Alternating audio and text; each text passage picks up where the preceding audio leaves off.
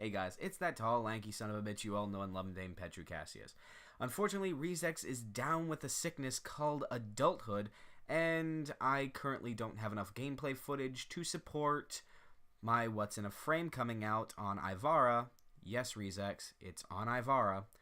And a throwaway video for my good friend here. So I'm going to steal his model of Storytime. It's just going to be without him this time. There's a local legend where I come from. They're simply referred to as the Willow Men. There's hardly a need for law enforcement in this town. The Willow Men take care of all of that. Every step taken, every word spoken, every drop of blood spilt. The Willow Men knows about it before anyone else does. And believe me, anyone that has invoked the wrath of the Willow Men has gone missing without a trace overnight. That's why when I realized what I'd done, it was too late. The Willow Men were coming. She just wouldn't shut the hell up. No matter what I said and what I could do, she was just hysterical. Kept pacing back and forth about the house, screaming, said she'd found this and found that and knew I was cheating on her. She kept on asking me who it was, and I kept telling her she was crazy. I'll admit, I might have worn that excuse out. After a while, I just couldn't take her goddamn voice anymore. I'd walk room to room, and she'd just follow me. When I got to the kitchen, I'd had my fill. I reached for the first knife I could find and jammed it into her throat. A face of anger and sorrow melted into one of despair and disbelief. The crimson fluid ran freely over her blouse as she dropped to her knees, scrambling about the floor. She clawed at the tile and made this gurgling sound which only infuriated me more. I grabbed an iron skillet that had been preheating on the stove and took a swing at her head. A wet crack followed the impact, and while I didn't need to, I kept going. I lost count of the number of times I hit her, but I had a great deal of blood on me when I finished. What was left of her head was being held together by thin particles of bone and blood, and continued to just gush. I dropped the skillet onto the floor with a loud clang. I wish remorse could have followed, so I could have felt at least human. I was just happy to be rid of her. With a grunt, I heaved her body up off the floor, hoisted it on my shoulder. Her face hung next to me, dead eyes staring with conviction. I could only chuckle. There's nothing else you can do.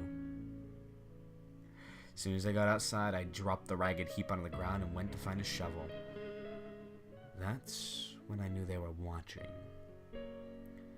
I could hear her whispers from the woods. It was at this moment I knew they were watching. I began to hear the whispers from the woods. Just at the corner of my eyes, I could see them staring intently at my every move. Whenever I would look up at the woods, I would only find gnarled trees meeting my gaze. But I knew they were there. It was dusk by the time she was good and buried. I was drenched in sweat, and it had made the blood stains on my clothes expand and turn orange. I looked back up to the woods, and I saw them, peering from behind the trees. Long, gnarled faces with hollow eyes and gaunt figures. You only see half their faces. They chose to hide behind their precious trees, but they were there, watching, waiting, whispering. What are you staring for, bastards? You heard her. I had to do it. I yelled. Was I expecting a response? I honestly don't know. They just continued to watch me from behind their trees. I spit on the ground and threw the shovel down. They would come for me under the cover of darkness, but I didn't plan on going without a fight. I stole away into the house and prepared. I pushed couches and dressers in front of doorways. I nailed boards haphazardly to cover all the windows, and as the sun crept beneath the horizon, a great trepidation settled in the pit of my stomach. Was it honestly nerves? I hate to think that it was such a powerful fear that I would start breaking out into an ice cold sweat. So I loaded up my shotgun, reached for a bottle of whiskey. I forced down a pull, and then another, and another, and slammed the rest of the bottle against the wall in frustration. In hindsight, it was a good waste of whiskey. One door I left open, the back door, that stared out at the woods. I put a chair down in front of it and sat, shotgun in lap. They were still staring at me, of course, the Willow Men. They stayed staring at one another for 3 days. Eventually, exhaustion began to get the best of me, and I started to nod off. I tried desperately to keep my eyes open. For a foolish second, I propped my head up on the shotgun so that I wouldn't fall. I snapped back to reason and lifted my head high. The last thing I wanted to do was blow my own head off. Oh, if I had known what was coming, I probably would have. I pushed myself to stay up for a few more hours. Days came and went, and I was the dead of night before I knew it. They persisted behind their trees, and I began to rationalize that if I closed my eyes for just a second, I would have enough time to open one of them up before I fell. Smiling, I did just that. Of course, it's difficult to tell how long you're asleep. Could be a second, could be a few days. I opened my eyes again and found that I was sitting in my chair with my shotgun in my lap. I snapped up and saw that the Willow Men were no longer behind their trees. I flipped out, held the shotgun up, darting around barrel first.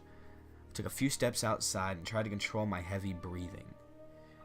I shook damn near uncontrollably when I found it near impossible to keep the gun steady. I began to calm down when I didn't see anything outside. I began to return to my post and stopped dead in my tracks. I felt tears welling up in my eyes, and something began to push up out of my throat. The Willow Men were peering from around the doorway and the sides of the house. I froze, staring at their gnarled faces and branch-like hands. I had to do something. I pulled the gun up and fired off a round. Managed to take out part of the door frame, but missed any of them altogether.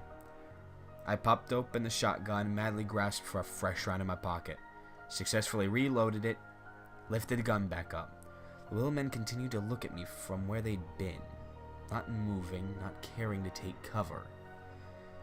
I took careful aim this time and fired once more. Another shot hit the door frame this time, although closer to the Willow Men. I fumbled for a third round, and as I did, saw a large shadow cover me. Looking up, the Willow Men were upon me. I screamed and closed the gun barrel down on my thumb, effectively severing it. Immediately after all that, I lost consciousness. When I woke, it was ice cold. My vision slowly returned to me, and I could feel that I was being drugged.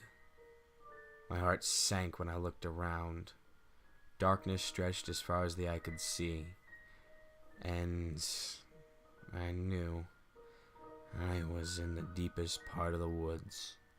Where my thumb had once been was black and swollen, and numbed up to my forearm. My ankles were in severe pain too, but I didn't know why, till I looked down. I saw that they had clearly been snapped, and the Willow Men were dragging me by my feet. I began to scream as loudly as possible for someone to hear me. All that did was cause more Willow Men to appear and watch me behind the strangest willow trees I had ever seen. Their trunks were small and looked like leather. The earth around them was wet and moist, yet where I was being drugged was dry. I looked up to the canopy and wish I hadn't. Skinless corpses hung down, blood dripping freely to feed what I now knew were flesh-bound trees. My screams were swallowed by the dark, and my throat gave out hoarse from the strain. In the silence, I heard the faint moanings. I looked around to see if there was someone else here, maybe some poor bastard who had suffered the same fate. To my horror, I discovered the source of the moans. The bodies hanging on the branches of the trees were still alive. Soon I too would have my flesh torn asunder and be damned to hang up here and feed these hungry trees. There's nothing I can do now but accept my fate. The Willow Men have me now.